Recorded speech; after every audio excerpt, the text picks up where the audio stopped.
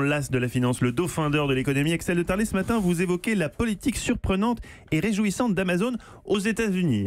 Voilà. Le salaire minimum chez Amazon va augmenter de 20%. Exactement, il va passer à $15 de l'heure, c'est 20% de plus, donc ça fait, ça concerne quand même 250 000 salariés d'Amazon qui sont payés au salaire minimum.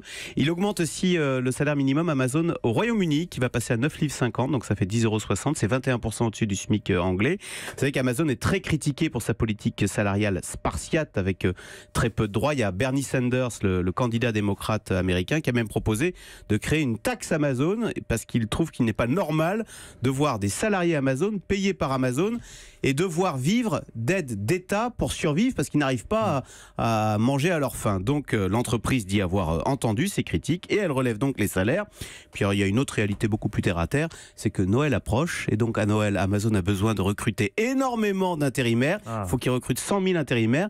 Et comme aux États-Unis, le marché de l'emploi est très très tendu, c'est sûr, il faut quand même proposer de meilleurs salaires si on veut attirer les salariés. C'est d'ailleurs un peu la même chose qui est arrivée à Ryanair et Uber qui ont dû améliorer un petit peu les conditions de travail simplement pour que les salariés ne s'en aillent pas de l'entreprise. Ouais, enfin, en même temps, Axel, le patron d'Amazon, Jeff Bezos, est l'homme le plus riche du monde. Il peut se permettre d'augmenter un peu les salaires, non? Alors c'est vrai, Amazon, mais vous avez raison, c'est devenu le symbole de ces inégalités, vous savez, qui minent la cohésion et qui font voter Trump. J'imagine la différence entre le salaire de Bezos et vous avez de l'employé. Chez Amazon, vous avez deux histoires totalement différentes. Du côté de l'actionnaire, le groupe vient de passer la barre des 1000 milliards de dollars. Donc le patron est devenu l'homme le plus riche du monde, Jeff Bezos, devant Bill Gates.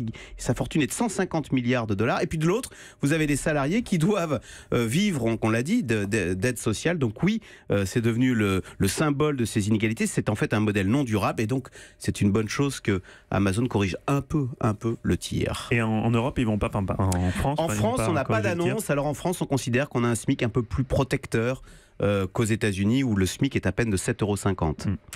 Merci beaucoup. $7,50, ce qui fait 6 €.